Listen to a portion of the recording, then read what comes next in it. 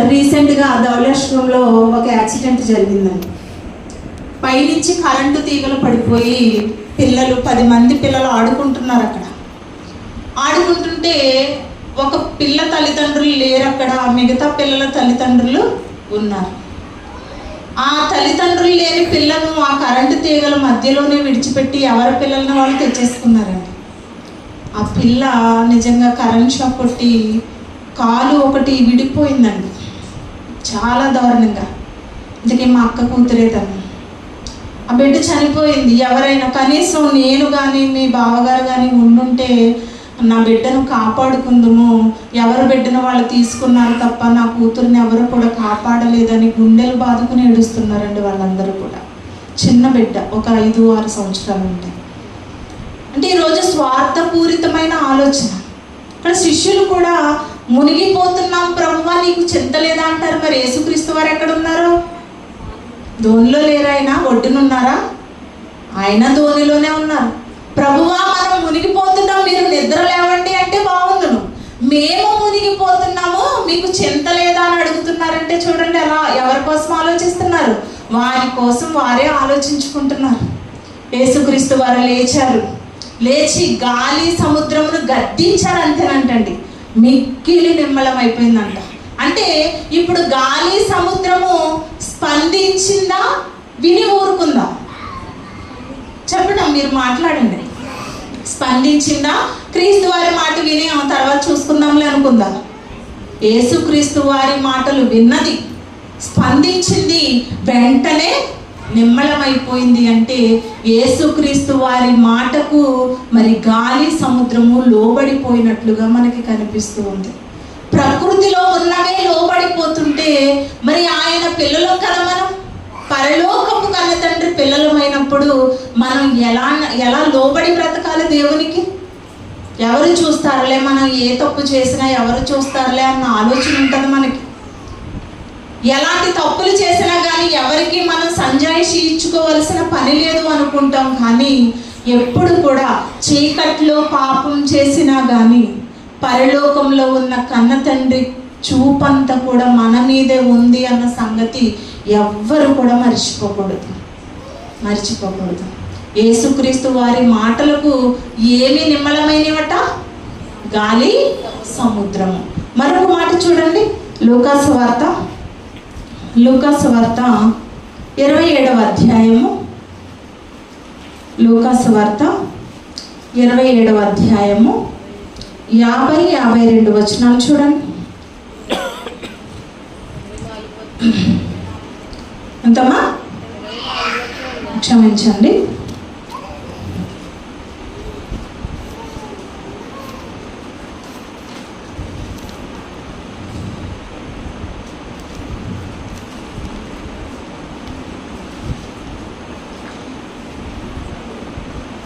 అపోస్తుల కార్యాలు తిన్నాము, క్షమించండి.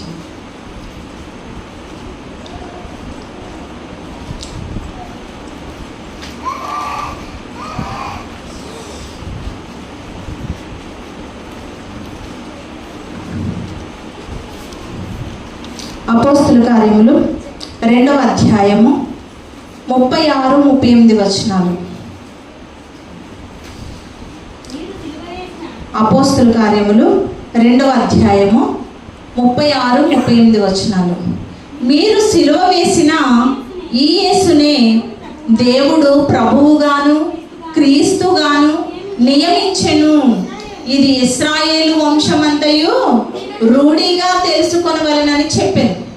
వారు ఈ మాట విని హృదయములో నొచ్చుకుని, సహోదరులారా మేమేమి చేతుమని పేతురును కడమ అపోస్తులను అడుగగా, పేతురు మీరు మారు మనసు పొంది పాప క్షమాపణ నిమిత్తము ప్రతివాడు యేసుక్రీస్తు నామమున బాప్తిస్మం పొందుడి, అప్పుడు మీరు పరిశుద్ధాత్మను వరము పొందుదురు.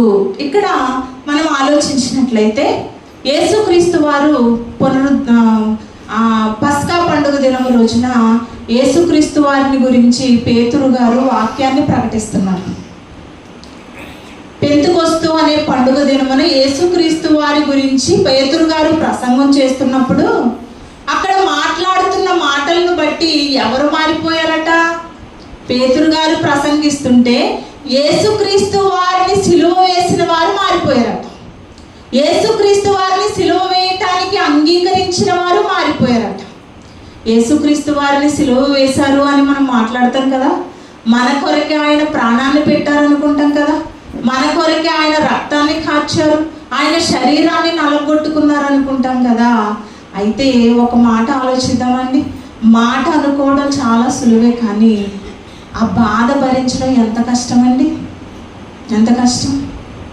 మీకు ఒక విషయాన్ని చెప్పాలనుకుంటున్నాను, ఆయన బాధ తెలియపరచాలి.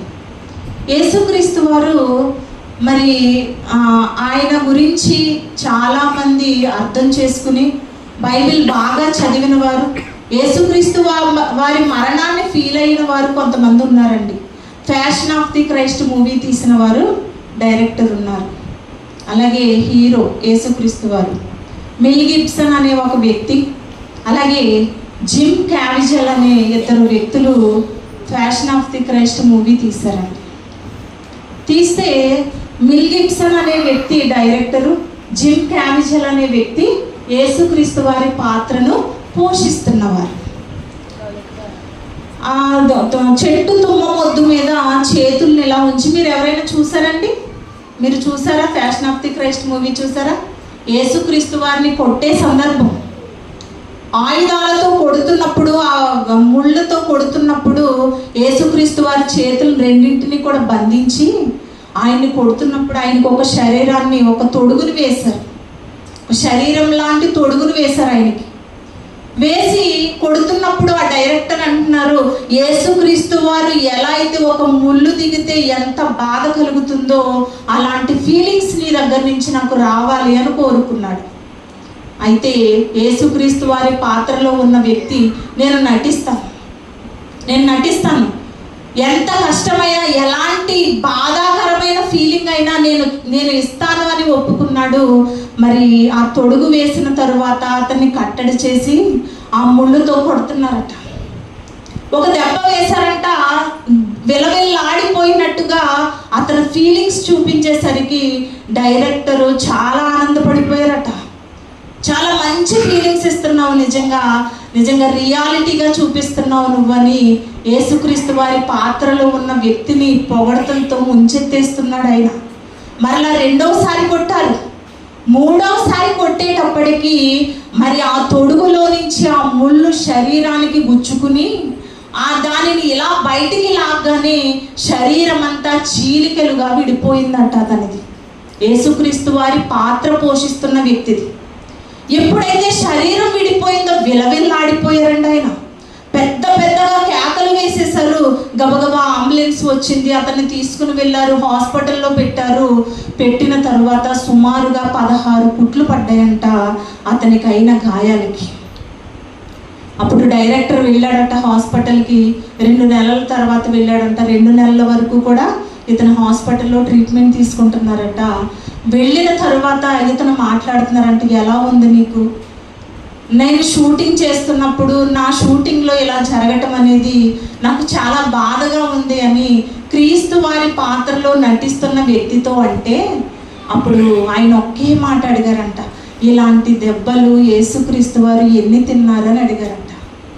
ఒక్క దెబ్బకే విలవెల్లాడిపోతే ప్రాణము, యేసుక్రీస్తు వారిని ఎన్ని దెబ్బలు, ఎన్ని పిడుగుతులు, ఎంత అవమానం, ఆయన మోము మీద ఉమ్ము వేయటం, బల్లెపు పోటులు పడవడం, తల మీద ముళ్ళు కిరీటం పెట్టడం ఎంత బాధాకరమో చూడండి.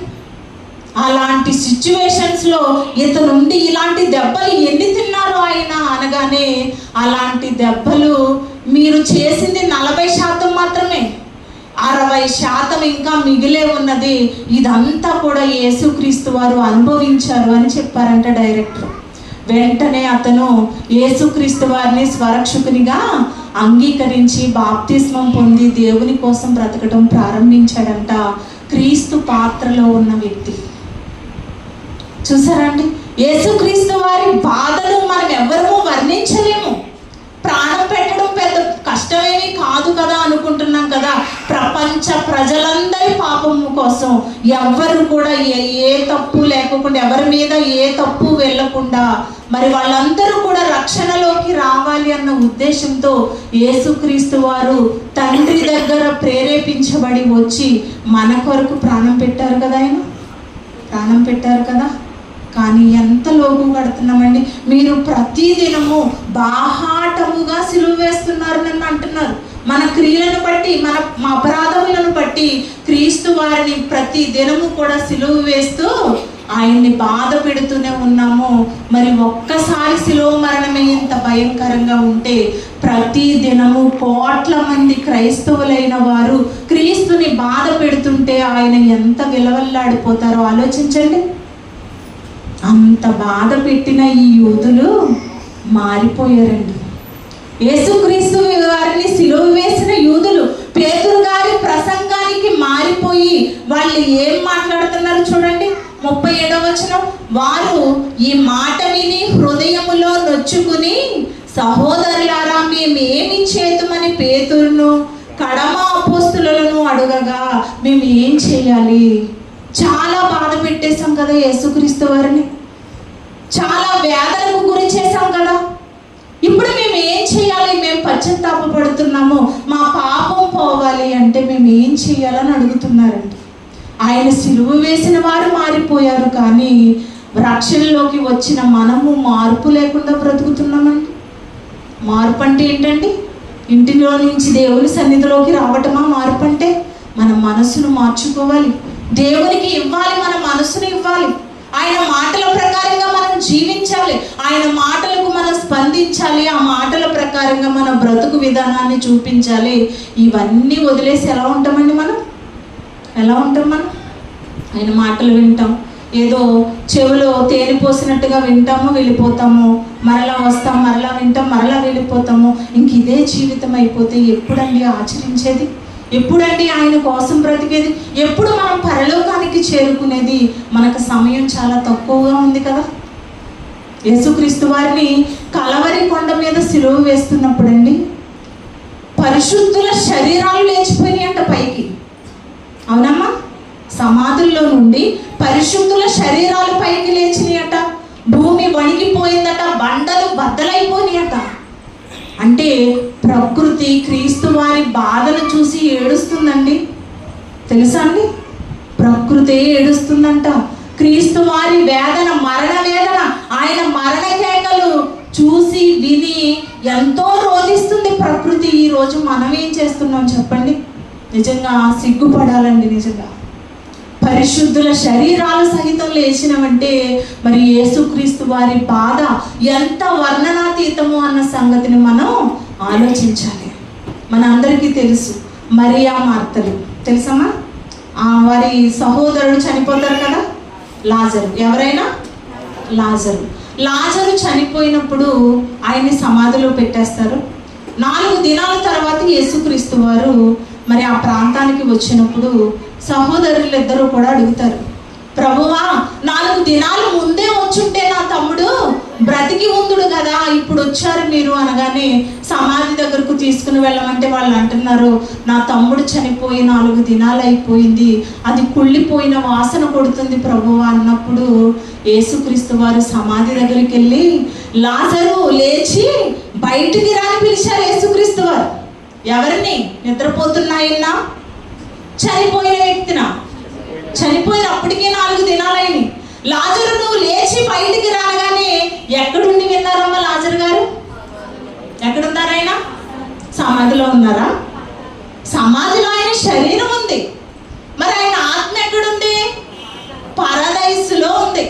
పాతాళ లోకంలో పరదైసులో ఎవరి ఆత్మ ఉంది? అంటే భూమి మీద యేసుక్రీస్తు వారు పిలిస్తే ఆయన స్వరం ఎక్కడికి వినిపించింది? పాతాళ లోకంలో పరదైసులో ఉన్న లాజరు గారికి వినిపించి ఆయన సమాధిలోకి, ఆయన శరీరంలోకి వచ్చి మరి ఆ గుడ్డలు కట్టి ఉండగానే అతను సమాధిలో నుంచి బయటికి వచ్చినట్లుగా మనకి కనిపిస్తుంది. అంటే పరదైసులో ఉన్నవారు కూడా యేసుక్రీస్తు వారి మాటలకు స్పందిస్తున్నారు. మరి మనము ఇదిగో వాక్యంగా ఆయన మనతోనే ఉన్నారు, మన ఎదురుగుండానే ఉన్నారు. స్పందిస్తున్నారు. మనం స్పందిస్తున్నామా? ఎప్పటి వరకు స్పందిస్తామమ్మా? ఈ మెసేజ్ అయ్యేంత వరకే మన స్పందన. మరలా బయటికి వెళితే మరలా మామూలే. బాగా చెప్పారండి, చాలా బాగా చెప్పారండి, ఇది కాదండి. మన బ్రతుకులో చూపించాలి. ఇంత గొప్ప మాటలు విన్నాం కదా, ఆ మాటల ప్రకారంగా మేము బ్రతకాలి కదా. స్పందిస్తే కుదరదు. మరి ఏం చేయాలి? ఆచరణలో పెట్టాలి, గైకొనాలి వాటిని. దేవుని మాటలు ఎప్పుడైతే గైకొంటామో అప్పుడు మనం ధన్యులుగా పిలువబడతామండి. ఎంత గొప్ప మాటలు దేవుడు చెబుతున్నప్పటికీ కూడా మనుషుల జీవితాలు కఠినంగా మార్చుకుంటున్నారు. దేవుని మాటలు నేటి క్రైస్తవ్యానికి పని చేయటం లేదండి. మొన్న రీసెంట్గా ఒక అబ్బాయి, 25 సంవత్సరాల బాబు, ఎందుకు చనిపోయాడో ఏమో తెలియదు. ఇంట్లో పేరెంట్స్ చాలా ప్రేమగా చూసుకుంటారంట, మరి స్నేహితులతో కూడా పరిచయాలు లేవు. ఎందుకు చనిపోయాడో తెలియదు. కానీ ఇక్కడ మరి రాజమండ్రి రైల్వే స్టేషన్ దగ్గర తల పెడితే 2 ముక్కలు అయిపోయి ఉందండి. కాతీరాల వాళ్ళది. ఆ బిడ్డ చనిపోయినందుకు భర్త లేడు ఆమెకి. నా బిడ్డ కూడా లేడు, 2 ఆడబిడ్డలతో నేను ఎలా బ్రతుకును అని ఏడుస్తుందండి ఆమె. ఆ తల్లి వేదన చూసి కడుపు చెరువైపోయింది అందరికీ కూడా. ఎంత బాధ అండి, ఎంత బాధ. పిల్లలు రోడ్లంటా వస్తుంటే 25 సంవత్సరాల లోపు పిల్లలందరూ ఫ్లెక్స్లు కనిపిస్తున్నాయి, మిస్ యూ అని. చచ్చిపోతున్నారు. ఎందుకు చనిపోతున్నారో తెలియటం లేదు. చాలామంది తల్లిదండ్రులు భయం లేకుండా బైకుల మీద ఇష్టానుసారంగా తిరుగుతున్నారు. మొన్న దసరాకి ఒక అబ్బాయి 2,50,000 పెట్టి నాకు బైక్ కొనాలని అడిగాడంట. అడిగితే, వద్దు నాయనా, నేను ఆటో డ్రైవర్ని, నా దగ్గర 2,50,000 ఎక్కడ ఉంటాయి, నేను కొనలేను అంటే మీరు కొంటారా, నన్ను ఇంటిలో నుంచి వెళ్ళిపోమంటారా అని అడుగుతున్నాడు. ఇంకా బిడ్డ బాధలు చూడలేక తండ్రి అప్పు చేసుకున్నాడట 2,50,000 రూపాయలు. 2వ రోజుని యాక్సిడెంట్ అయ్యి చనిపోయాడు. మీడియా వాళ్ళందరూ వచ్చి ఏంటి, ఎలా జరిగింది అని అడిగితే, నా బిడ్డ బయటకు పోయినా, నేను బైక్ కొనకుండా బయటకు పోతే ఎక్కడో చోట బ్రతుకుందుడండి, వాడు బయటికి వెళ్ళిపోతాను అన్నాడని బైక్ కొనిచ్చాను నేను అప్పు చేసి. 2 రోజుల్లో వాడు మాయమైపోయాడు, చనిపోయాడు. నా తండ్రి వేదన చూడలేకపోతున్నాను. ఇలా ఉంటున్నారండి బయట ప్రజలు. పిల్లల పరిస్థితులు ఇలా ఉంటున్నాయి. దేవుని మాటలకు స్పందిస్తే ఇలా ఉండదండి మన జీవితం, ఇలా ఉండదు మన భక్తి జీవితం. ఎంత ఆనందం, ఎంత సంతోషం. ఎన్ని బాధలు వచ్చినా, ఎన్ని కష్టాలు వచ్చినా, ఎన్ని శ్రమలు వచ్చినా కానీ దేవుడు మాకున్నాడు అన్న ధైర్యం మనలో ఉంటుందండి. ఖచ్చితంగా మనకు దిక్కెవరండి? దేవుడే.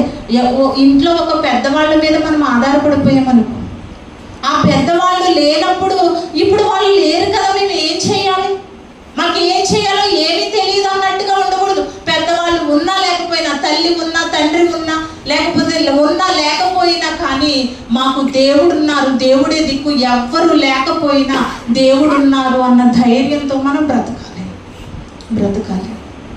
అలా బ్రతుకుతున్నామమ్మా.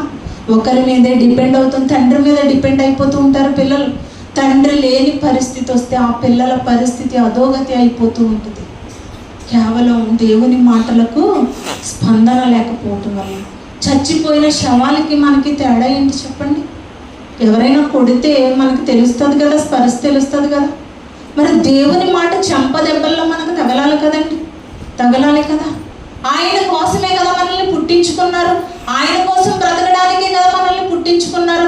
ఇవన్నీ విడిచిపెట్టేసి మనం మన పిల్లల కోసం, మన భర్త కోసం, మన భార్య కోసం, మన తల్లిదండ్రుల కోసం, మన కుటుంబాల కోసం, వీటి కోసమే, లోకం కోసమే మనం బ్రతికితే గనక దేవుని కోసం బ్రతికేది ఎప్పుడు చెప్పండి? ఎప్పుడు? చూడండి, మరొక మాట చూడండి. లూకాసు వార్త 3వ అధ్యాయము. లూకాసు వార్త 3వ అధ్యాయము 9వ వచనం చూడండి. ఇప్పుడే గొడ్డలి చెట్ల వేరున ఉంచబడి ఉన్నది కనుక మంచి ఫలము ఫలింపని ప్రతి చెట్టును నరకబడి అగ్నిలో వేయబడునని చెప్పింది.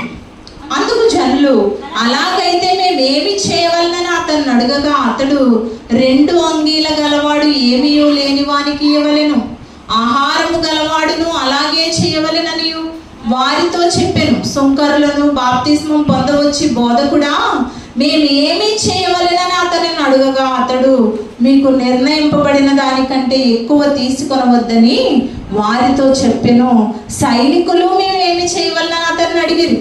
అందుకు అతడు ఎవరిని బాధ పెట్టకయు ఎవరి మీదను అపనింద వేయకయు మీ జీతములతో తృప్తి పొందుడనియు వారితో చెప్పెను.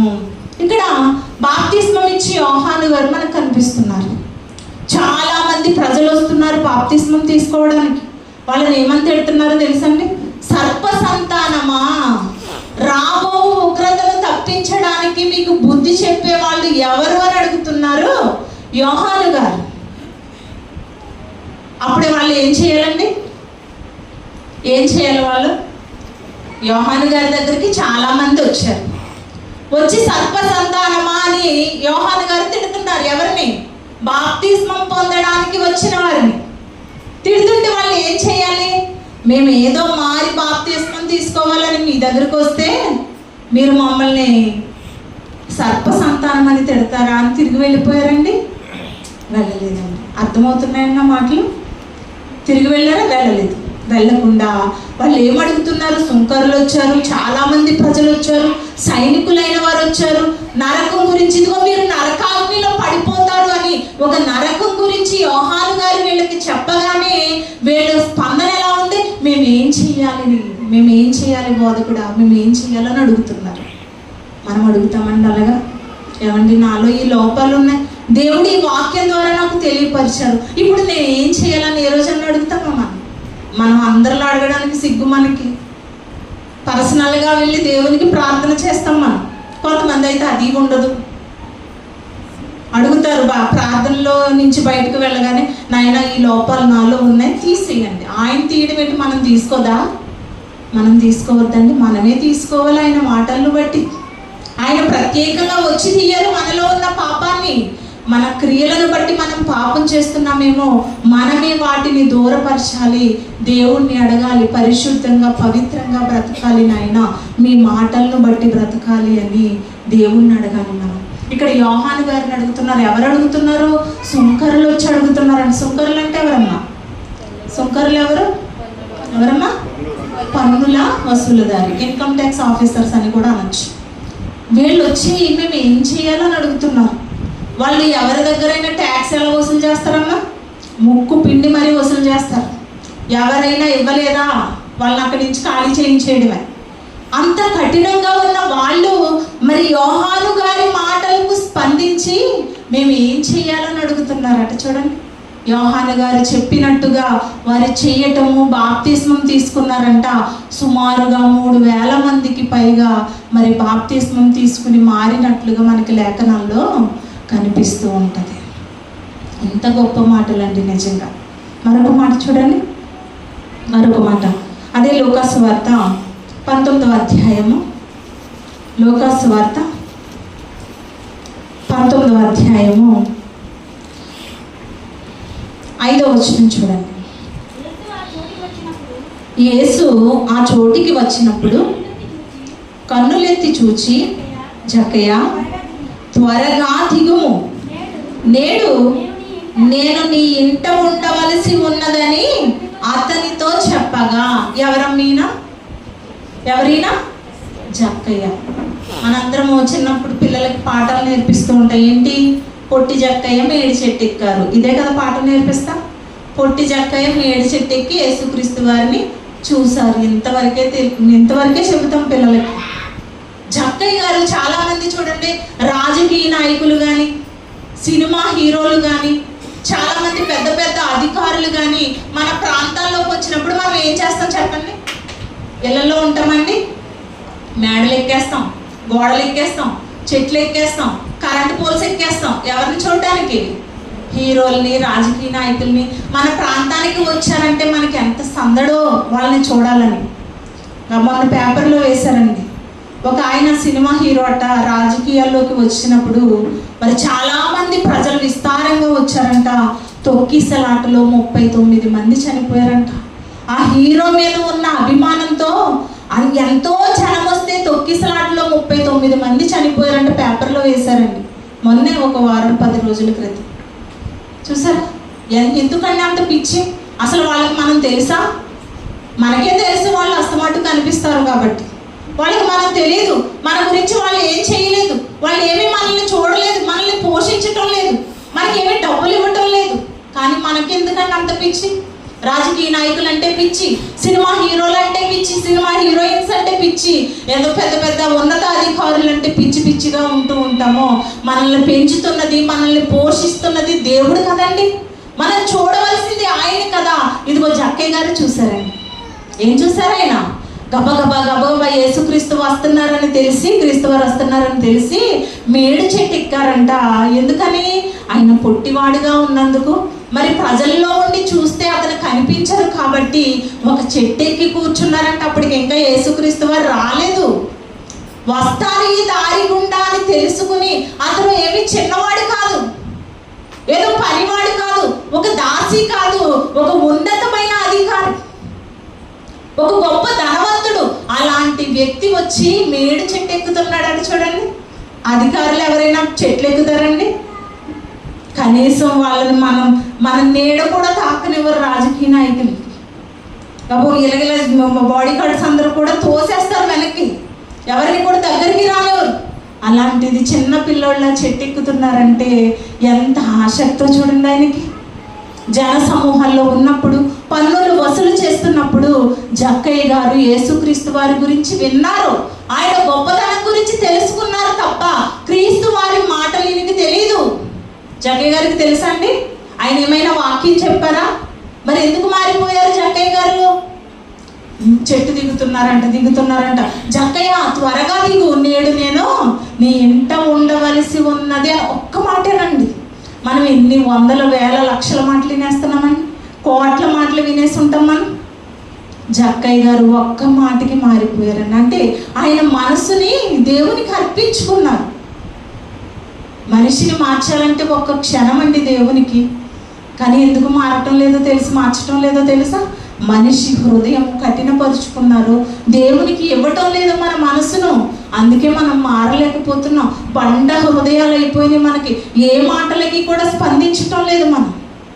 జక్కయ్య గారు చెట్టు దిగుతూ అనుకుంటున్నారు, నేను పాపాత్ముడిని కదా, ఎన్నో పాపాలు చేశాను కదా, ఎంతో మంది దగ్గర దోచుకున్నాను కదా, మరి ఇలాంటి స్థితిలో ఉన్న నా ఇంట్లో మహనీయుడైన క్రీస్తు ఉండడం ఏంటి?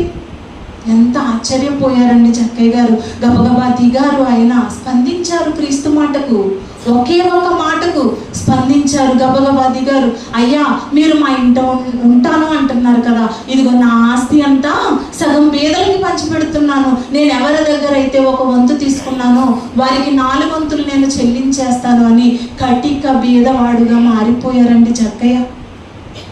మనం దేవునికి ఇవ్వాలంటే 100 సార్లు ఆలోచిస్తామండి. 10 ఇయ్యాల, 20 ఇయ్యాల, 10 ఇయ్యాల, 20 ఇయ్యాల కానుక 100 సార్లు ఆలోచిస్తాం. జక్కయ్య గారు ఒక్క క్షణంలో తీసుకున్న నిర్ణయానికి అతను బీదవాడిగా మారిపోయాడు. కానీ పరలోక ధనాన్ని సంపాదించుకున్నారు ఆయన. అవునా కదా? యేసుక్రీస్తు వారు ఏమన్నారు? ఇతడును అబ్రహాము కుమారుడే. అబ్రహాము కుమారుడు అంటండి జక్కయ్య గారు. ఒక్క క్షణంలో ఆయన మార్పుకి ఎంత గొప్ప స్థితిని దేవుడు ఇచ్చేశారో మనం ఆలోచించాలండి.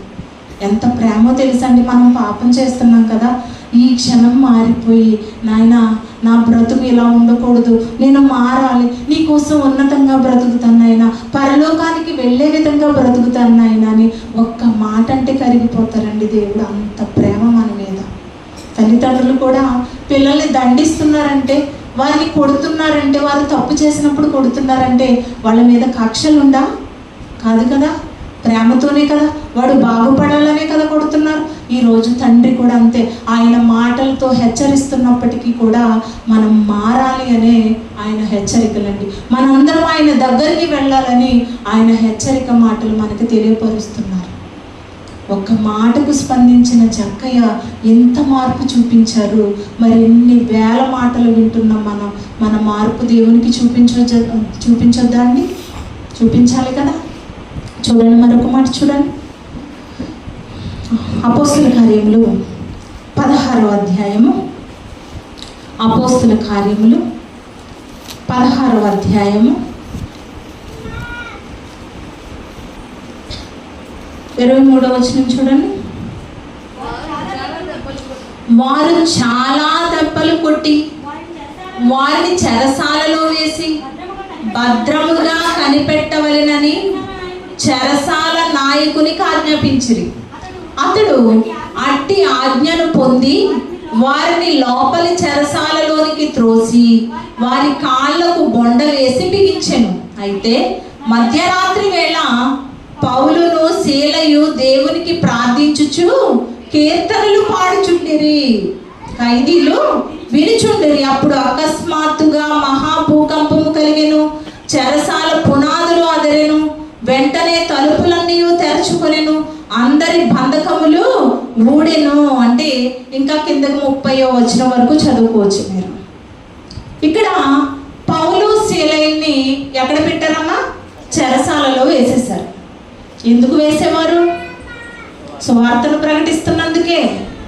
సువార్తను ప్రకటిస్తున్నందుకు చెరసాలలో వేస్తే వీళ్ళు ఏం చేస్తున్నారంట? వాళ్ళని బిగించేశారు. మొత్తం కాళ్ళు చేతులు కట్టేశారు. బొండ వేసి బిగించారట. మళ్ళీ గొలుసులతో వారిని కట్టేశారంట. ఈ లోపు పౌలు శీలయు లోపలుండి చేసే పని ఏంటమ్మా? మనమైతే ఏమంటాం? ఎందుకు వచ్చింది నాయన? దేవుడు దేవుడు దేవుడు అంట తిరుగుతున్నాను. నాకు ఇంత కర్మ ఇచ్చావేంటి తండ్రి? నేను ఏ తప్పు చేయకుండా నన్ను చెరసాలలో వేయించావేంటి తండ్రి అని దేవుణ్ణి పడి ఏడుస్తూ ఉంటామండి మనం. కానీ పౌలు శీలయు ఏం చేస్తున్నారు? వాక్యం చెప్పుకోవటం లేదు, పాటలు పాడుకుంటున్నారంట. మీరు కూడా పాటలు వచ్చేసరికి చాలా ఉజ్జీవంగా పాడుతూ ఉంటారండి. దేవుడు చాలా ఆనందపడతారు. అయితే ఉజ్జీవంగా పాటలు పాడుకుంటున్నారంట పౌలు గారు, అలాగే శీలయు. వీరిద్దరూ పాటలు పాడుకుంటుంటే మరి సంకెళ్ళు బద్దలైపోయినాయట, చెరసాలు బద్దలైపోయినాయట. మరి అందరూ కూడా, దొంగలందరూ కూడా పారిపోతుంటే చెరసాల అధికారి కంగారు పడిపోతున్నాడంట. అప్పుడు అయ్యా మేము ఎక్కడికి వెళ్ళలేదు, ఇక్కడే ఉన్నాం అనగానే నిజంగా వారి భక్తి, వారి పాటలు, వారి మాటలు చూసి చెరసాల అధికారి మారిపోయాడంట. స్పందించారు. చూసారా ఎలా స్పందించారు? చెరసాల అధికారులు ఎంత కోపంగా, ఎంత హార్ష్గా ఉంటారు చూడండి. ఖైదీలను అసలు లెక్క చేస్తారా అండి? లెక్క చేస్తారా? వాడు వీడు అని పిలుస్తూ ఉంటారు. మర్యాద లేకుండా మాట్లాడుతూ ఉంటారు. మీకు మర్యాద ఇచ్చేది ఏంటి అన్నట్టుగా మాట్లాడుతూ ఉంటారు. అలాంటి వ్యక్తి మారిపోయాడంట పౌలు గారి పాటలకి. శీలయు పౌలు పాటలు పాడుతుంటే మారిపోయాడంట. అతను మారటమే కాదు, అతను కుటుంబాన్ని కూడా మార్చుకుని ఆ రాత్రే వెళ్ళి బాప్తిస్మం తీసుకున్నారట. ఎంత గొప్ప స్పందన చూడండి. ఆ స్పందన ఎలా ఉంది? ఆయన విని స్పందించటమే కాదు, తనకి తన ఇంటి వారికి బాప్తిస్మం ఇచ్చే అంత స్థితికి వెళ్ళిపోయారంటే నిజంగా మీరు నమ్ముకున్న దేవుడు నిజంగా స్వరక్షకుడు. ఆయన మనందరినీ రక్షించేవాడు, మన పాప విమోచకుడు అని నమ్మారండి చెరసాల అధికారి. అన్యజనాంగమైన వారే మారిపోతుంటే క్రైస్తవులమైన మనం మార్పు ఎప్పుడు చూపిస్తాం చెప్పండి దేవునికి? ఇంకా దమస్కు పట్టణంలో మరి పౌలు గారు సౌలుగా ఉన్నప్పుడు క్రైస్తవులందరినీ ఎలాంటి బాధలు పెట్టారండి? ఎలాంటి బాధలు పెట్టారు? నరక యాతనండి బాబు. గుర్రాల మీద వెళుతూ క్రైస్తవుల్ని ఈడ్చుకుని వెళ్ళిపోయేవారంట, కొరడాలతో కొట్టేవారట. కానీ సౌలుగా ఉన్న ఆయన దమస్కు ప్రాంతం వైపు వెళుతుంటుంటే అక్కడ యేసుక్రీస్తు వారు దర్శనమందు కనబడి, సౌలా సౌలా నీవేళ నన్ను హింసించుచున్నావు. ఒక్క మాటేనండి, వాక్యం ఏమన్నా చెప్పారా? యేసుక్రీస్తు వారు వచ్చి నన్ను ఎందుకు హింసిస్తున్నావు అని అడుగుతున్నారంటే ఈ ఒక్క మాటకి మారిపోయి ఎలా మారారండి? ఆయన ఎలా మారారు? క్రీస్తులా మారిపోయారు. అవునా కదా? క్రీస్తులా మారారు పౌలు గారు? మారలేదా? నేను క్రీస్తును పోలి నడుచుకొనిచున్న ప్రకారం మీరు నన్ను పోలి నడుచుకోండి అంటే యేసుక్రీస్తు వారి మాటకు ఎంత స్పందన పౌలు గారికి. సౌలుగా ఉన్న ఆయన పౌలుగా మారి అపోస్తలుల కంటే వెనకాల వచ్చి ఎన్నో బాధలు భరించి పౌలు గారు ఒక క్రీస్తులా బ్రతికి చూపించారండి. ఎంత గొప్ప మార్పు చూడండి పౌలు గారిది, ఎంత గొప్ప మార్పు అండి. ఆయన బట్టి ఆయన ఒక్కరే కాదు మారటం, అనేక మందిని మార్చారండి. ఎంత తెలివిగా వాక్యాన్ని చెప్పేవారు ఆయన. ఆయన మాటలకు ముగ్ధులైపోయేవారండి చాలామంది. మనకి లేఖనాల్లోకి వెళ్ళి చూస్తే ఎన్నో ప్రసంగాలు ఆయనవి. ఎంతో మందిని మార్చారు, ఎంతో మంది రక్షణ భాగ్యాన్ని పొందుకున్నారు పౌలు గారి మాటలు విని. మరొక మాట చూడండి, యోహాను సువార్త 4వ అధ్యాయము. యోహాను సువార్త ముగించేస్తానండి. యోహాను సువార్త 4వ అధ్యాయము 39వ వచనం చూడండి. యోహాను సువార్త 4వ అధ్యాయము 39వ వచనం. నేను చేసినవన్నీ నాతో చెప్పానని సాక్ష్యం ఇచ్చిన స్త్రీ యొక్క మాటను బట్టి ఆ ఊరిలోని సమరయులలో అనేకులు ఆయన యందు విశ్వాసం ఉంచిరి. చాలమ్మా, ఎవరిమే? సమరయ స్త్రీ. ఎవరమ్మీమే? సమరయ స్త్రీ, అంతేనా? ఇంకేమైనా బిరుదులు ఉన్నాయా ఆమెకి? సమరయ స్త్రీ. చాలామంది ఈమె ఒక వేశ్య, 5 భర్తలు ఉన్నారు ఆమెకి, ఇప్పుడు ఉన్నవాడు నీ భర్త కదని యేసుక్రీస్తు వారు మాట్లాడారు కదని వేశ్యగా అనుకుంటారు. కానీ ఆమె వేశ్య కాదండి. ఆమెకు ఉన్నది కూడా భర్తలు అంటే పెళ్లి భర్తలు కాదు, వారు నమ్ముకుంటున్న దేవతలు. పెనిమిటి అంటే అధికారి అని. అయితే ఈ సమరయ స్త్రీ ఏం చేస్తుంది? యేసుక్రీస్తు వారి దగ్గర ఒక నూయి దగ్గరికి వెళ్ళిందట, నీళ్లు తోడుకుంటుందట. క్రీస్తు వారు అక్కడికి వచ్చారండి. ఎందుకు వెళ్ళారో తెలుసా? దాహం వేసి వెళ్ళారండి ఆయన. అక్కడ సమరయ స్త్రీ ఉంది కాబట్టి వెళ్ళారు. ఆమె మారతాది అని తెలుసు కాబట్టి వెళ్ళారు. అక్కడ జక్కయ్య ఉన్నారు కాబట్టి వెళ్ళారు ఎరుకో ప్రాంతానికి. ఆయన మారతారు కాబట్టి వెళ్ళారు. ఒక్కరున్నా వెళ్ళిపోతారండి వాక్యం చెప్పడానికి. సమరయ స్త్రీ దగ్గరికి అలాగే వచ్చారు. యేసుక్రీస్తు వారు వచ్చారు, ఆమెతో మాట్లాడారు. యేసుక్రీస్తు వారి మాటలు విని ఆమె స్పందించిందండి. నిజంగా ఎంత గొప్పగా స్పందించిందో తెలుసా? ఆమె మారిపోయింది. ఆమె ఇంటి వారిని మార్చుకుంది, ఆమె గ్రామంలో వారిని కూడా మార్చేసిందండి. ఎంత గొప్పగా స్పందించిందో చూడండి సమరయ స్త్రీ. ఇంత గొప్ప మాటలకి స్పందించకపోతే ఇంకా మన జీవితం వేస్ట్ అండి. అసలు మనం బ్రతికినా వేస్ట్. ఇంకా దేవుని మాటలు ఇంత గొప్పవి కదా, బలము గలవి, 2 అంచులు గల ఖడ్గము కంటే వాడిగలవట. మన ప్రాణాత్మలను, కేళ్లను, మూలుగుల్లోకి కూడా దూరిపోతున్నాయంట. అలాంటి మాటలు మన మూలుగిలోకి దూరిపోతున్నా కానీ మన జీవితాలకి మార్పు ఉండటం లేదన్నమాట.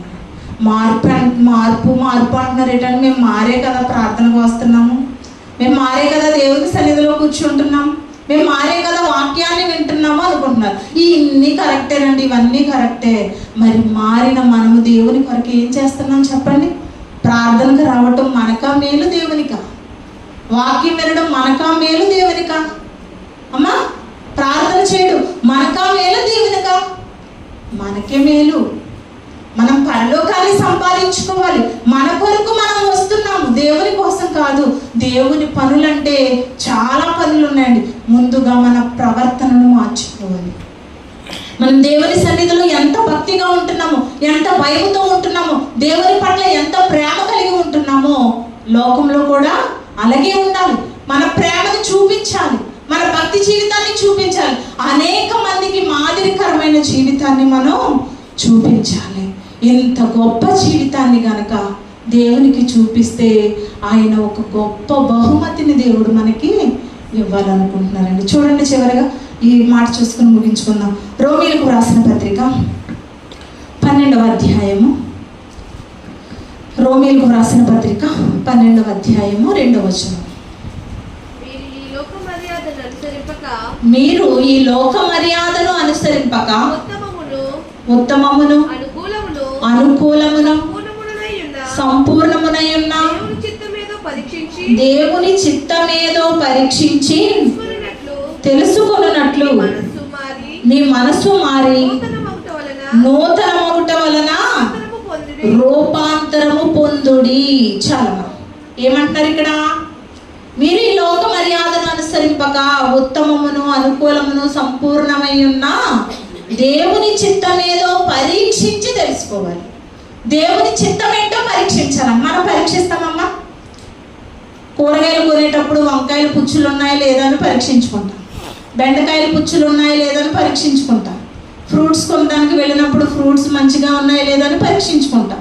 మనం ఏది కొన్నా, ఏమైనా బట్టలు కొనాలంటే ఎక్కడన్నా చెరువులు కనిపిస్తున్నాయా, ఏమైనా ఊడిపోయినాయా అని ప్రతి దానిని కూడా మనం కొనే ప్రతి దానిని పరీక్షిస్తాము. కానీ ఇక్కడ దేవుడు అంటున్నారు ఆయన చిత్తం ఏంటో పరీక్షించాలంట. చిత్తము అంటే ఇష్టము. దేవుని ఇష్టం ఏంటో పరీక్షించాలి మనం. మరి మనం పరీక్షిస్తాం ఎప్పుడైనా? నాయన నీకు ఏమి ఇష్టం, నీకు ఇష్టమైనట్టుగానే నేను బ్రతుకుతానని ఎప్పుడని అంటాం. మన ఇష్టాలు చెప్పుకుంటాం ఎప్పుడు దేవునికి, అవునా కదా? మన ఇష్టాలు చెప్పుకుంటాం. నాయన నా బిడ్డ డిగ్రీ వరకు చదవడుతుంటే ఒక మంచి ఉద్యోగం కావాలి, మంచి వ్యాపారంలో అభివృద్ధి చెందాలి, మా బిడ్డకి ఒక గొప్ప సంబంధం వచ్చి పెళ్లి జరగాలి. మన ఇష్టాలను చెప్పుకుంటాం. కానీ దేవుని ఇష్టాన్ని ఎప్పుడన్నా అడిగామమ్మా మనం? ఆయన ఇష్టాన్ని ఎప్పుడన్నా అడిగామా? తండ్రి పిల్లల్ని అడుగుతారు, నీకు ఏమి ఇష్టంరా, బయటకు వెళ్తాను ఏం తీసుకురాను అని అడుగుతారు. పిల్లలు నిజంగా గొప్పగా పెరిగిన పిల్లలు అవి జ్ఞాపకం పెట్టుకుంటారని పెద్ద అయిన తర్వాత, నాన్న నీకు ఏమి ఇష్టం, బయటికి వెళ్తున్నాను ఏం తీసుకురమ్మంటారు అని అడుగుతారు పిల్లలు అడుగుతారు తల్లిదండ్రుల్ని. కానీ మనం ఎప్పుడు కూడా తండ్రి ఇష్టాన్ని నెరవేర్చేవారుగా లేమండి. తండ్రి ఇష్టం ఏంటో తెలుసా? సజీవ యాగముగా మన శరీరములను ఆయనకు సమర్పించాలంట. అది ఆయన ఇష్టం. ఒక మనిషి, పాపాత్ముడైన ఒక మనిషి మారితే ఆయనకు సంతోషం అంట.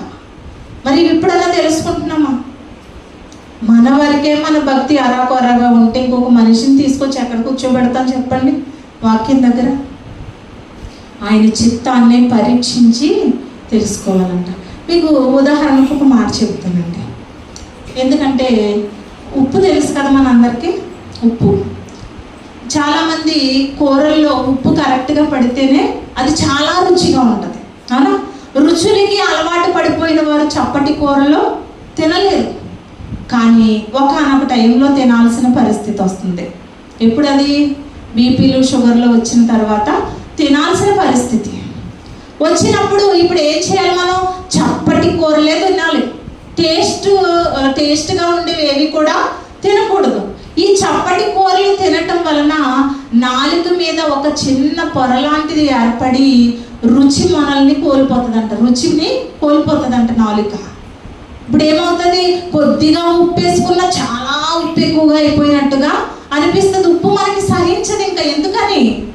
ఎందుకని చప్పటి కూరలకు అలవాటు పడిపోయిన వారు ఉప్పు వేసుకుని తినలేరు. షుగర్ పేషెంట్లు చూడండి, పంచదారతో తింటారు, తర్వాత షుగర్ వచ్చిన తర్వాత పంచదారని మానేస్తారు. తర్వాత కొద్దిగా వేసిన చాలా స్వీట్ అనిపిస్తుంది వాళ్ళకి. ఇప్పుడు లోకంలో మనం ఉంటున్నాం కదా, లోక మర్యాదలను అనుసరిస్తూ ఉంటున్నాం. లోకంలో ఉన్న ఎన్నో కోరికలను వాటిని విడిచిపెట్టకుండా ఉంటున్నాం. మరి అవన్నీ కూడా మనకి ఎలా ఉంటున్నాయి? చాలా రుచికరంగా ఉంటాయి. లోకాశలు చాలా రుచికరంగా ఉంటాయి, అవునా కదా? ఉంటాయా లేదా చెప్పండి, మాట్లాడండి. లోకాశలు రుచిగా ఉంటాయా, చప్పగా ఉంటాయా? రుచిగానే ఉంటాయి. టీవీ చూడడం రుచిగా ఉంటుంది, చప్పగా ఉంటుందా? సెల్ ఫోన్ చూడడం రుచిగా ఉంటుంది, చప్పగా ఉంటుందా? ఓ సెల్ ఫోన్ చూడడం బోర్ కొట్టేస్తుంది అంటారు ఎవరైనా? సెల్ ఫోన్ లేకపోతే బోర్ కొడుతుంది, టీవీ లేకపోతే బోర్ కొడుతుంది, సినిమాకి వెళ్ళకపోతే బోర్ కొడుతుంది, పార్కులకు వెళ్ళకపోతే, రెస్టారెంట్లకు వెళ్ళకపోతే బోర్ కొడుతుంది మనకి. ఇప్పుడు ఈ లోకాశాలన్నీ కూడా వదిలేస్తాం మనం. చప్పటి కూరలకు అలవాటు పడాలి. ఇప్పుడు దేవునిలోకి వచ్చాం, మారి దేవునిలోకి వచ్చాం. దేవునిలోకి వచ్చిన తర్వాత మన జీవితం ఎలా ఉండాలి?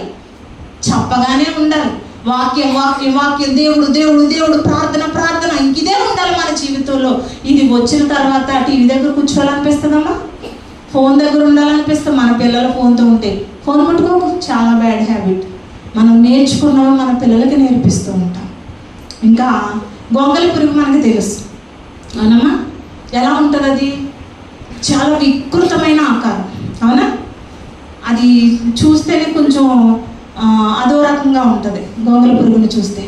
ఆ పురుగు సీతాకోక చిలుకగా మారిన తరువాత దాని ఆకారం ఎంత అందంగా ఉంటుందండి. చాలా బాగుంటుంది కదా, చూడాలనిపిస్తుంది కదా. అది ఎగురుతున్నా చూడాలనిపిస్తుంది, ఎక్కడన్నా వాలినా పట్టుకోవాలనిపిస్తుంది దాన్ని. లేకపోతే పట్టుకునే స్పేస్ లేదు కాబట్టి గోళ్ళకి తెచ్చి ప్లాస్టిక్వి అతికించుకుంటాం మనం అందానికి. గొంగలి పురుగుని తెచ్చి అతికించుకుంటాం ఎట్టి గోళ్ళ మీద. అతికించాం కదా. అయితే సీతాకోక చిలుక గొంగళి పురుగుగా మారిపోద్దమ్మా? మారుతుందా మారదా? గొంగళి పురుగు మారుతుందా? గొంగళి పురుగు సీతాకోక చిలుకగా మారినప్పుడు సీతాకోక చిలుక గొంగళి పురుగుగా మారాలి కదా, మారదు కదా. అది ఎందుకని? దానికి ఆకారం అంటేనే ఇష్టం. సీతాకోక రంగురంగుల సీతాకోక చిలుక లాంటి ఆకారం అంటేనే ఇష్టం. మరి మనమమ్మ లోకంలో ఉంటాం, దేవుల్లోకి వస్తాం, మరలా లోకంలోకి వెళ్ళిపోతాం, మరలా దేవుల్లోకి వస్తాం, మరలా లోకంలోకి వెళ్ళిపోతాం. ఎలా ఉందో తెలుసా మన పరిస్థితి? కక్కిన దానికి ఆశపడేటట్టుగా మన భక్తి జీవితాన్ని మార్చేసుకుంటున్నాం.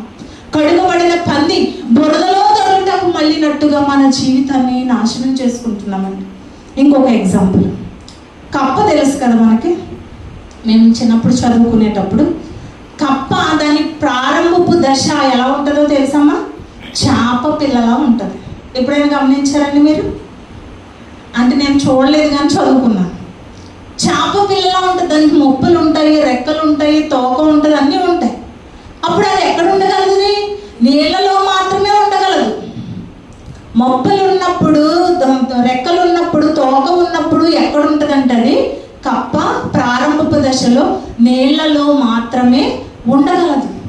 అది రాను రాను రాను రాను ఎదిగే కొద్దీ చేప పిల్ల లాంటి ఆకారంతో ఉన్న కప్పలా మారిపోతుంది. అంటే దానికి రెక్కలు ఉండవు, మొప్పలు ఉండవు, ఏముండవు. ఇంకా కప్పలా మారిపోయినప్పుడు ఇప్పుడు ఎక్కడ ఉండగలదు? అది లోకంలో ఉంటుంది, అది నేల మీద ఉంటుంది, అలాగే నీళ్లలో కూడా ఉండగలదు. ఈరోజు కప్పలాంటి పరిస్థితి ఉందండి మనకి. ఎలా ఉంది? నీళ్లలోనే ఉండగలుగుతున్నాం, దేవుల్లోనే ఉండగలుగుతున్నాం, లోకంలోకి వచ్చేయగలుగుతున్నాం. మరి అలా ఉండొచ్చా అండి? అలా ఉండొచ్చా? అది ఉభయచర జీవి. మరి మనం ఏ జీవులు?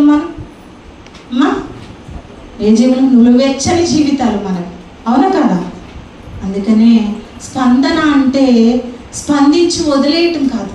స్పందించాము అంటే దానికి ఒక సార్థకత ఉండాలి, మన మార్పు చూపించాలి, మనం ఆచరణలో పెట్టాలి. అప్పుడే కదా మనం బ్రతకగలం.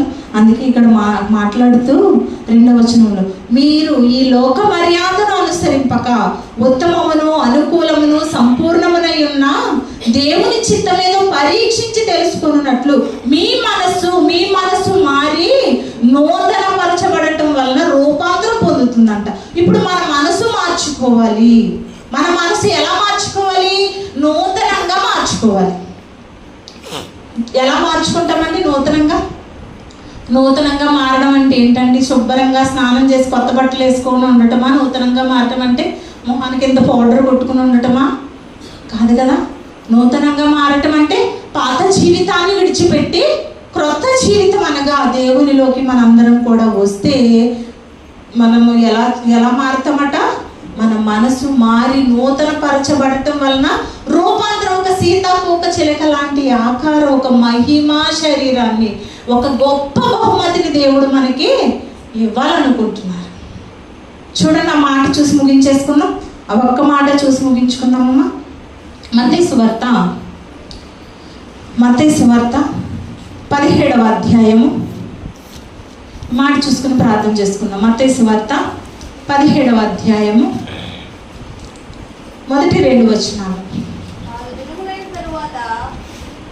మత్తయి సువార్త 17వ అధ్యాయము మొదటి 2 వచనాలు. 6 దినములైన తరువాత యేసు పేతురును, యాకోబును, అతని సహోదరుడైన యోహానును వెంటబెట్టుకుని ఎత్తైన ఒక కొండ మీదికి ఏకాంతముగా పోయి వారి ఎదుట రూపాంతరము పొందెను. చాలా ఎవరిని తీసుకెళ్లారమ్మ? యేసుక్రీస్తు వారు బ్రతికి ఉండగానే, అప్పటికి ఇంకా శిలువ మరణం అవ్వలేదు. యేసుక్రీస్తు వారు బ్రతికి ఉండగానే ఆయన ఏం చేశారు? యాకోబు గారు, యోహాను గారు, పేతురు గారు, ఎవరు వీళ్ళు? ఎవరమ్మా? శిష్యులు, యేసుక్రీస్తు వారి శిష్యులు. ఈ ముగ్గురిని కూడా వెంట పెట్టుకుని ఎక్కడికి వెళ్ళారు? ఎత్తైన ఒక ప్రదేశానికి వెళ్ళారట. వెళ్ళిన తరువాత అక్కడ రూపాంతరం చెందుతున్నారట యేసుక్రీస్తు వారు. ఒక సీతాకోక చిలక లాంటి ఆకారం, ఒక మహిమతో కూడుకున్న ఆకారం. హిమము కంటే తెల్లని ఆకారం అట. ఆ రూపాంతరం పొందిన తరువాత ఆ శిష్యులకి ఏం చెప్తున్నారో తెలుసా? ఇదిగో పేతురు, యాకోబు, యోహాను నా శరీరం, నా ఆకారం చూశారు కదా, శరీరంతో ఉన్నప్పుడు నేను ఎలా ఉన్నానో, మహిమతో కూడుకున్న శరీరాన్ని దేవుడు నాకు ఇచ్చిన తర్వాత నేను ఎలా ఉన్నానో చూశారు కదా, ఇలాంటి ఆకారమే మీకు ఇవ్వబోతున్నాను అని చెబుతున్నారు. ఇలాంటి ఆకారమే మీకు వస్తుంది. చనిపోయి పునరుద్ధానుడై తిరిగి లేచిన తరువాత ఇదే ఆకారంతో నేను వస్తాను. మరి ఎందుకే ముందే మారారు యేసుక్రీస్తు వారు? చనిపోయిన తర్వాత ఎలాగా మహిమ శరీరంతో వస్తారు కదా, ముందుగానే ఎందుకు మారారు యేసుక్రీస్తు వారు? ఎందుకు మారారు? నేను ఒక్కడనే కాదు, మీరు కూడా చనిపోయిన తర్వాత క్రీస్తు కొరకు బ్రతికి ఆయన మాటలకు స్పందించి ఆయన మాటలను అనుసరణలో పెట్టి ఎవరైతే మనసు మారి నూతన పరచబడుతుందో వారు రూపాంతరం చెందుతారు. ఎలాగా? మహిమా శరీరాలతో. మట్టి శరీరాలను విడిచిపెట్టేస్తారండి. ఇంకా మట్టి శరీరం ఎక్కడికి వెళ్తుంది? గోతిలోకి వెళ్ళిపోతుందండి. మహిమతో కూడుకున్న ఆకారాన్ని దేవుడు మనకి ఇవ్వాలి అనుకుంటున్నారు. ఇప్పుడు చెప్పండి, మనకి గొంగళ పురుగు అంటే ఇష్టమా, సీతాకోక చిలుక అంటే ఇష్టమా? దాన్ని ఏమైనా మనం పెంచుకుంటున్నాం ఏంటంటే అది ఇష్టం అంటానికి, కానీ ఆకారాన్ని చూసి ఇష్టపడతాం కదా. అలాగే ఈరోజు మన జీవితం, మన శరీరం ఒక అసహ్యకరమైన శరీరం అనుకోవచ్చు. ఒక గొంగళ పురుగు లాంటి శరీరం. ఎందుకో చెప్పమంటారా? ఉదయం స్నానం చేసి మధ్యాహ్నం వరకు మనకి పని చేసామనికి ఏమొస్తుంది మన దగ్గర? సెంటు వాసన వస్తుందమ్మా, చెమట. మంచిది కాదండి శరీరం, మంచిది కాదు. ఈ మంచిది కాని శరీరం కొరకే మనం అంతా ఖర్చు పెడతాం, మన జీవితాన్ని అంతా ధారపోసేస్తూ ఉంటాం. అసలైన ఆత్మ లోపల ఉంది కదా, దాని కొరకు ఎవరు ప్రయాసపడుతున్నారమ్మా? ఈ శరీరం వదిలేయండి, మీరు దీని కొరకు బ్రతకని అవసరం లేదు. మీకు ఒక మహిమతో కూడుకున్న ఆకారాన్ని దేవుడు మనకి ఇవ్వాలనుకుంటున్నారు. మరి అలాంటి మహిమ శరీరాలని పొందుకోవడానికి మనం సిద్ధంగా ఉన్నామా? చెప్పనమ్మా, సిద్ధపడి ఉన్నామా మనం? అయితే సిద్ధంగా ఉంటామా? ఇక నుంచైనా? ఇప్పటి వరకు సిద్ధంగా లేము, ఇక నుంచైనా ఉండగలుగుతామా? సిద్ధంగా ఉంటామమ్మా? చెప్పట్లేదు ఎవరు, ఉండరా ఏంటి అమ్మా? ఉండాలని ఆశ అయితే ఉందా కానీ ఉండలేరేమో. ఉండాలి కదా మరి. మనకి లోకం శాశ్వతం కాదు కదా, ఈ శరీరము శాశ్వతం కాదు కదా. ఏదో ఒక రోజు ఈ శరీరాన్ని విడిచిపెట్టి వెళ్ళిపోవాలి కదా. వెళ్ళిపోయిన మనకి వేరొక శరీరం బగబగా మండిపోయే అగ్నిలోకి కాదు మనం వెళ్ళాల్సింది, నెమ్మది పొందే స్థలము పరలోకానికి మనం వెళ్ళాలి. అలా పరలోకానికి వెళ్ళాలి అంటే ముందుగా ఆయన మాటలకు మనం స్పందించాలి, ఆయన మాటల్ని ఆచరించాలి. మన మనసు మారాలి, మన మనసు నూతనపరచబడాలి. ఎప్పుడైతే నూతనపరచబడుతుందో, ఎప్పుడైతే దేవునిలో ఉన్నతంగా మనం గడపగలుగుతామో, దేవుని కొరకు మనం మరణ పర్యంతం వరకు ఎప్పుడైతే మనం బ్రతకగలుగుతామో, అప్పుడే మనకి ఒక మహిమతో కూడుకున్న ఆకారాన్ని, మహిమా శరీరాన్ని దేవుడు మనకి ఇవ్వబోతున్నారు. ఈ శరీరాలతో మనం ఎక్కడికి వెళ్తామమ్మా? పరలోకానికి వెళ్ళిపోతాం. మరి మనందరం కూడా నరకాగ్ని నుండి తప్పించబడాలి. దేవుని మాటల్ని వినటమే కాదు, స్పందించాలి. ఎప్పుడు కూడా స్పందన లేకుండా చచ్చిపోయిన శవాల్లో ఉండకూడదు. అందుకే అంటారు, జీవించుచున్నామన్న పేరు మాత్రం ఉంది కానీ మృతులమా మనం? మృతులంటే చచ్చిపోయిన వారు. బ్రతుకున్న వారిని మృతులు అనొచ్చా? అనకూడదు. మరి అంటున్నారంటే బ్రతికి ఉండి కూడా చచ్చిన శవాల్లా జీవిస్తున్నాం మనం. కాబట్టి ఆ మాట పలికారు. మనందరం మహిమతో కూడుకున్న ఆకారాలు రావాలి.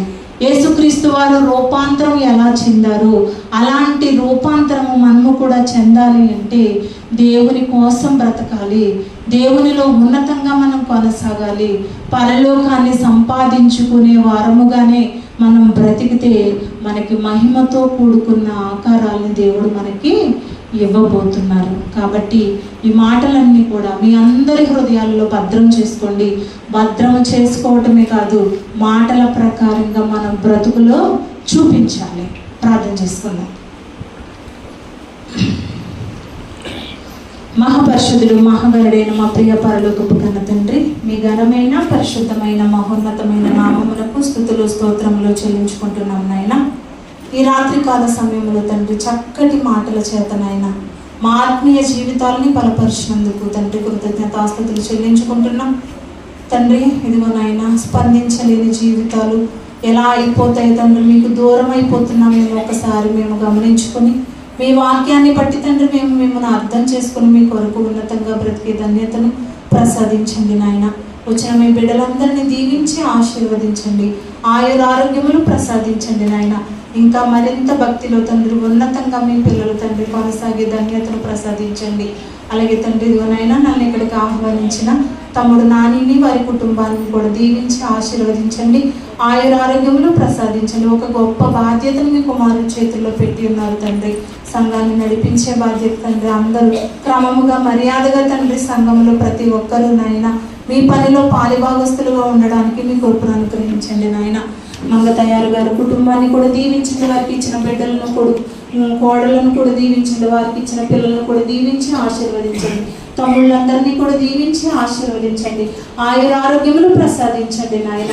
ఇదిగో తండ్రి రేపు ఎల్లుండ జరగబోయే తండ్రి ఈ సభలో తండ్రి మీరు తోడుగా ఉండండి. మీకు మహిమకరముగాను మాకు ప్రయోజనకరముగాను తండ్రి ఇదిగో ఈ సభలో ఉండడానికి మీ కృపను అనుగ్రహించమని, మీరే తోడుగా ఉండి నడిపించమని యేసుక్రీస్తు వారి పేరిట